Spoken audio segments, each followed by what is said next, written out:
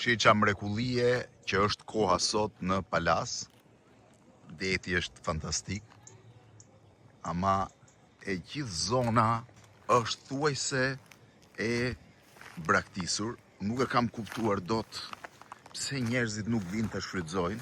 Mund të rishën më shkurtër, se unë e kam veshur tutën vetëm për të qenë çik se frynte në një moment. Dje u lava në det, edhe ishte fantastike. Do t'ju tregoj edhe videon që hyn në det, mund ta shihni. Edhe temperatura ishte 16 gradë. Madje po bëja një krahasim mes asaj se sa e mrekullueshme është Shqipëria, që në veri ishte borë, një javë më parë isha në veri, dhe mbas një javë u ktheva në jug edhe u lava në det. Edhe deti ishte fantastike, mund ta shihni videon vet këtu, ndërkohë që një gjë më bën përshtypje. Edhe është pabesueshme. E para shihni një herë videon. Në diell temperatura është 20 gradë, deti është 16 gradë. Javën e kaluar isha në Borë, në bunën e Bajraktarit, ishte bora 2,5 metra, 3 metra. Sot në det, imagjino çfarë vendi është, për 2 orë e gjysmë ti shkon nga 3 metra Borë në det për t'u larë. Imagjino. Kur them unë që jemi vend i papar. Tani se di sa do e mbaj, po me kujdes.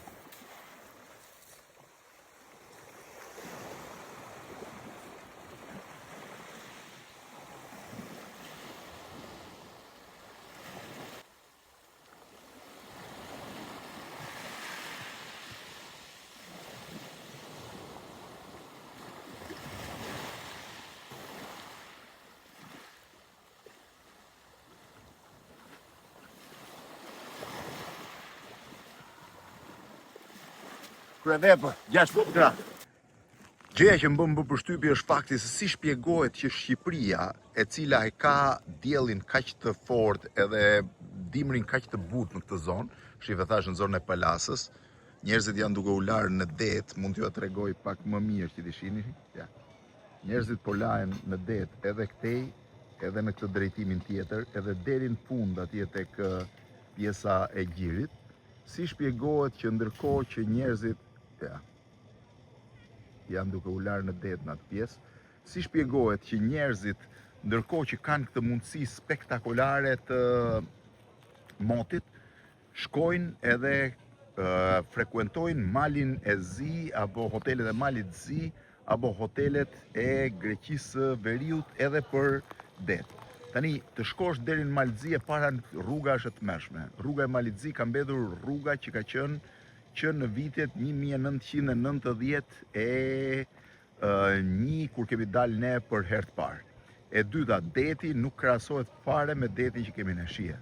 Sot në Mal Zi nuk lahesh dot, se është ftohtë, në Kroaci jo, ndërkohë që në Shqipëri mund të lahesh në mënyrë të fantastike. Mund të futesh në det, se nuk mund të them që mund të notosh, por gjithsesi fillon larja shumë më herët se sa në zonën veriore, në Mal Zi, në Kroaci apo më tutje, ne prap frekuentojmë. Po ndiqja një statistik, të gjitha hotelet e Malit Zi janë me një frekuentim pothuajse 80% shqiptar jashtë sezonit, që nga Splendid, që nga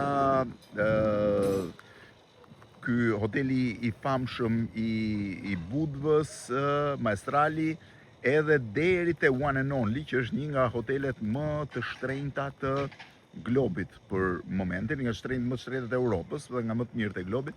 Tani, po të shkosh atje nuk ka asgjë, nuk ke fare asgjë që të bësh, megjithatë shqiptarët shkojnë.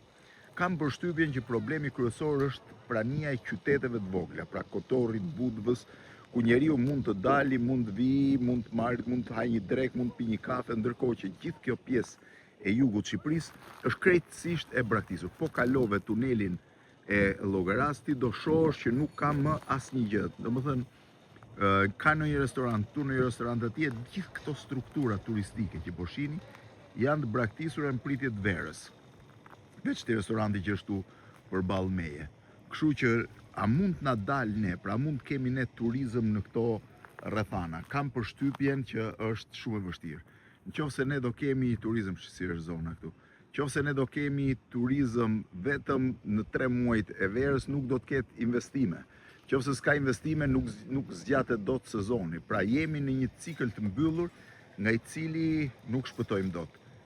Ndërkohë doja t'ju pyesja gjithëve, kush është problemi më i madh që ne nuk zhvillojmë dot turizmin në dimër? Tani, po ju tregoj disa pamje nga zona e Veriut, isha javën e kaluar. Shihni pak, është një mix videosh nga zona e Bunit të Bajraktarit. Mes të një liçeni të ngrirë, liçeni vogël, akullnajor, në zonën e qafthorës, në Bunin e Bajraktarit. Shifeni pak pamjen e maleve. Kjo është pjesa e vogël. Shih si janë mbushur edhe shtëpitë në gjithë të drejtimin. Është një kryevepër. Se di të ketë pamje më të bukur. Trashësia e akullit, më thonë këtu mbi liçen ku jam vendosur, është mbi 1 metër, dhe pastaj mbi të është bora. Shif çfarë pamje. Është e pabesueshme. Nga zona e qafthores në afërsi midis Bogës dhe Thethit. Shtëpi e bllokuar krejtësisht nga bora, po kur them e bllokuar, ai është kati 2, nuk e di a arrit dot, por nëse dal anash do shihni dhe shkallët për të zbritur poshtë. Tu jemi të paktën 3 metra të borë. Ja, nuk dal dot më. Jam deri këtu. Ndërkohë, ai është kati 2 që po shihni. Qofse do me pak të pjesën këtu.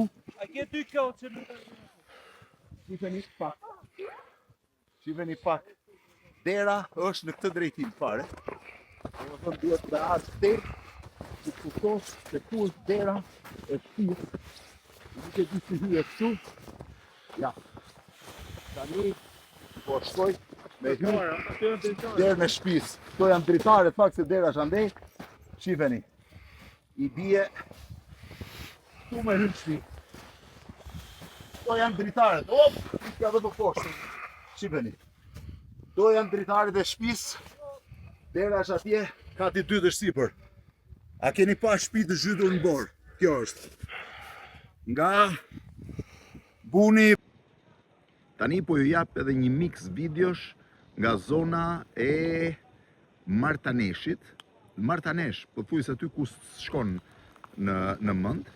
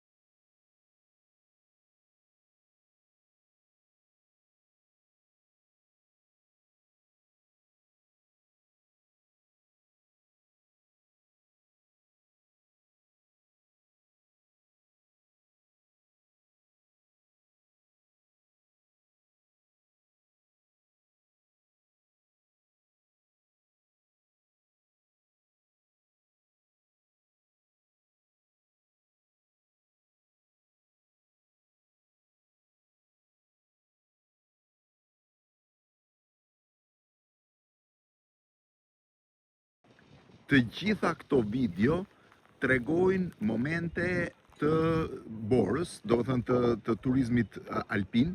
Është edhe zona e Rrugovës, e Bogës, ndërkohë shiheni se si është, se çfarë mrekullie është Bregdeti në jug. Jemi në fund të shkurtit, fillim të marsit. Çfarë duhet bëj Shqipëria që të ketë turizëm gjithë vitin? Pra, kësaj pyetje duhet t'i jepni përgjigje. Çfarë mund të bëjmë ne që shqiptarët të frekuentojnë Bregdetin ton, qoftë edhe hotelet alpine tona gjatë gjithë vitit. Mos mbushin hotelet e Malit Zi, qoftë për ski, qoftë për dëbor, qoftë për det. Më jepni një përgjigje ju, se unë nuk di të përgjigjem. Shifeni çfarë mrekullie. Shifeni çfarë kryevepre është koha. Shifeni. Shifeni njerëzit si rrinë në mëngë shkurtra të gjithë. në breg të detit. Shifeni. Shif çfarë mrekullie që është. Edhe ne nuk e shfrytëzojmë. M'jepni versionin tuaj pse ne nuk kemi sukses me turizmin dimror. Nga Palasa po ju përshëndes tani, nga zona e Green Coastit. Shifet çfarë mrekullie që është e gjitha.